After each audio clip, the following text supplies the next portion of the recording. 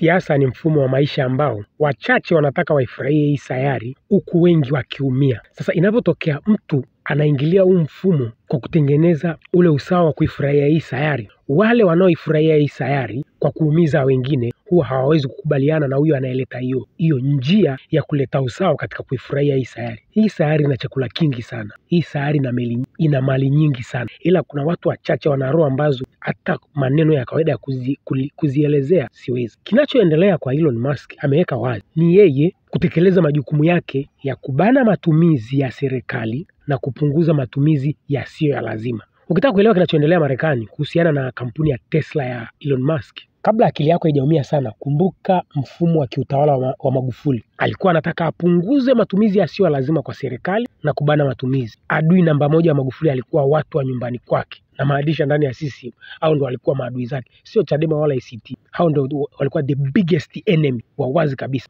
Sasa kinachoendelea Marekani, Elon Musk kaongea wazi, kaeka wazi kwa nini yuko targeted, kwamba yani huu ni mpango, watu wamewekeza pesa nyingi sana kuhakikisha wanaua hii kampuni yake ya Tesla, kwa sababu huu uchomaji wa magari sio ndani ya Marekani tu. Kwa kifupi, barani Ulaya mauzo ya Tesla yamesimama, yani ni zero. Kwa nini? Yani hii network ni ya kisiasa, kumbuka. Kwa hiyo yani wazi ni Democrat wanahusika kwenye hili. Yani hatutakiwi tupepese macho au tupinde. Adui mkubwa wa kinachofanyika ndani ya Marekani ni baadhi ya wafanyakazi walio serikalini ambao Elon Musk amewatumbua pamoja.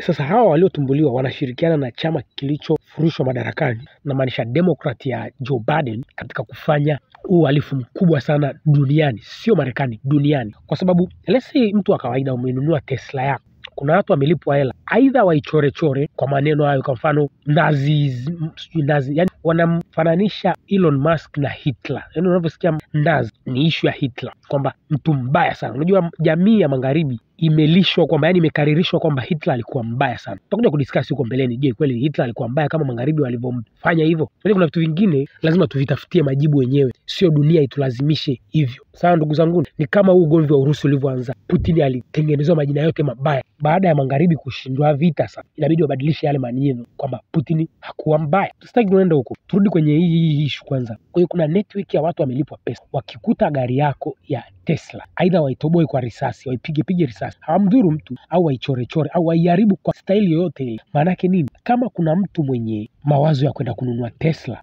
manake usiende kununua Tesla. Tengeneza hiyo picha kichwani mwako, kwa sababu hata showrooms zinachomwa moto all across the world, sio America tu. Japokuwa Marekani wamelipa jina ili tukio kama national terrorism, watatafuta misamiati mingi, lakini yani inapofika nyakati la anguko la superpower yote, kuna vitu vingi vinajitokeza ambavyo havinaga maelezo, ila ukweli ni kwamba ni nyakati za anguko zimefika. Hilo kwanza uwe nalo kichwani, wala usiumize kichwa sana kwa why is this happening. It's happening because it's time for downfall of American hegemony, American power all over the world. Yani ule muda ambao Marekani atakuwa busy kuyaingilia mataifa mengine, inabidi awe busy sasa kushughulikia masuala ya nyumbani. So ni mwanzo wa anguko la Marekani, kwa sababu hapa sasa hivi kuna vita ya Marekani na Ulaya, iko wazi. Umemsikia kuna mbunge mmoja wa Ufaransa amesema turudishieni ile sanamu yetu ya Liberty, Statue of Liberty. Umesikia hiyo? Hii ni vita ya wazi. Kwa hiyo kinachoendelea kwa Elon Musk na kampuni yake, hebu msikilize kwanza Elon Musk mwenyewe kabla sijaongea sana, kwa sababu inaonekana kama naongea sana. Msikilize kwanza Elon Musk mwenyewe.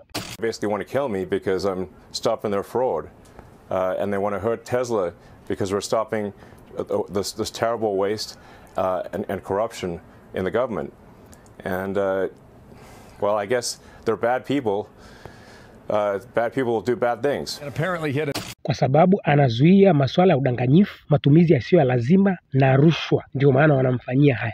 Kwa hiyo Elon anajua wazi kwamba ametagetiwa yeye kwa sababu ya jinsi anavyowajibika katika kuisaidia serikali. Kwa hiyo wanaofanya wanachokifanya ni, kwa kifupi, ni deep state, yani watu wenye nguvu. Kwa nini ili tukio liwe dunia nzima, sio Marekani, Ulaya yote? Kwa sababu soko la Tesla ni Marekani na Ulaya, ndio wenye uwezo wa kununua haya magari bora, kwa sababu magari mazuri ya umeme. So kwa hiyo Tesla vandalism au vandalizing linafanyika Marekani, Canada, Ulaya yote. Unajua anayefaidika na hichi kinachoendelea ni mzee Xi Jinping, ndio anayepiga makofi. Nini kinaendelea kwa umma wa magharibi? Mtu ambaye nyie mliologwa kuamini wazungu kwamba wana akili kuliko nyie. Maana kuna watu wananitukanaga wazi wazi kwamba wazungu wana akili sana kuliko sisi. Ni kitu gani wanachokifanya hapa kama sio kumwambia Mchina aitawale dunia kweli kweli? Hiyo ni civil war. Hiyo ni vita wenyewe kwa wenyewe magharibi. Kama wanapambana kumshusha Elon Musk waliomjenga wenyewe. Kuna nini? Ndugu zangu, mimi napenda niwape mrejesho tu, wazungu ni watu aina gani? Walikuja wakawaambia wanawake zetu kwamba baadaye wamerudi wamekuja kutuambia na sisi wanaume tuoane. Ndio hao wazungu mnaoamini, si ndio? Ndugu zangu, wazungu wana matatizo ambayo hayaelezeki.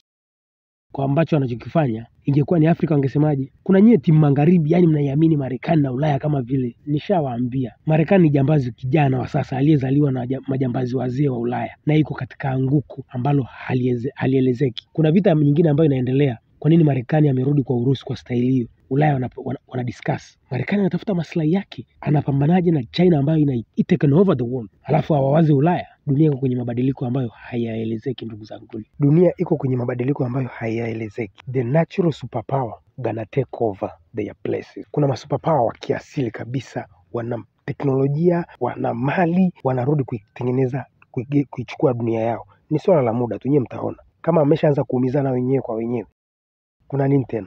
Hichi ndicho Mchina alikuwa anakitaka siku nyingi kitokee, waumizane wenyewe kwa wenyewe. Inajulikana kwamba watu wanapewa pesa kupita mashowroom ya Tesla, wayachome moto au wayapige risasi. Wakikuta gari yako ni bora. Kuna watu wengine wanaandika magari yao kumkashifu Elon ili watu wasiharibu. Kwa mfano, kuna huyu mmoja ameandika hapa kama unavyoona hapa kwamba I bought this before I knew that Elon was crazy. Nilinunua ile gari kabla sijajua kwamba Elon alikuwa chizi.